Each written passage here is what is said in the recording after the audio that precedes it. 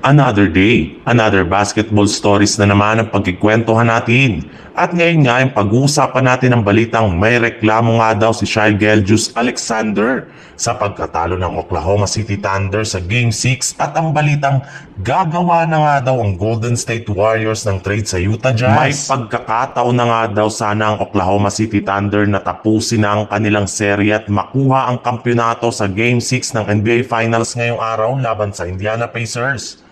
Ngunit sa kasamaang palad ay natalo pa rin nga sila dito sa score na 108-91 kung saan umabot pa nga sa Game 7 ng kanilang serye sa unang pagkakataon simula pa taong 2016. At dahil nga dyan ay nagdedelikado pa nga na matalo pa ang Oklahoma City Thunder sa kanilang bakbakan. Pero bago pa man nga pumunta ang kanilang serye sa Game 7 ay hindi rin naman nga naiwasan ni Shai Gilgeous-Alexander na magreklamo kung saan sinabi nga nito na lahat nga daw ng players ng OKC Thunder ay nagkaroon ng napakalamyang performance na siyang rason ng kanilang pagkatalo.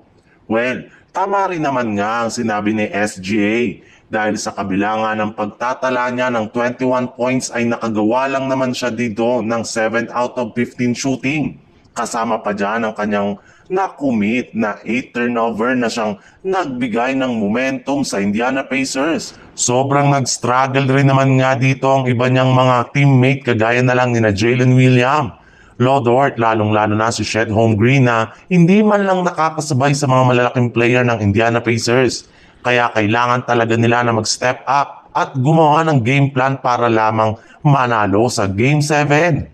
Sa ibang balita naman, ayon nga sa pinakahuling inilabas na balita ngayong araw, kinumpirma na nga ng Golden State Warriors na gagawin nga daw po ng kanilang front office ang lahat ng kanilang mga kaya para lamang mapalakas ang kanilang lineup ngayong off-season.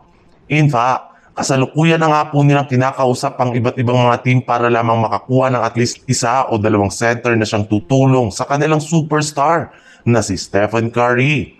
At isa nga sa mga team na kinausap nila ngayon ay ang Utah Jazz na isa nga daw sa teams na magiging seller sa trade market sa dami ng kanilang mga manlalaro na ipamimigay sa ibang mga kupunan. Kaya pagkakataon na rin naman nga ng Warriors na makipag-agawan sa mga ipamimigay nitong players. At base nga sa binulgar ng isang insider, posible nga daw na makagawa ang Warriors ng isang trade kasama ang Utah Jazz kung saan makukuha nga daw dito ng Warriors sina Collin Sexton at Walker Kessler. Kapalit sina Jonathan Kuminga at Walker Kessler. Eto rin naman nga daw po ang pinakamagandang trade na pwedeng magawa ng Warriors ngayong off-season na siguradong hindi nila matatanggihan.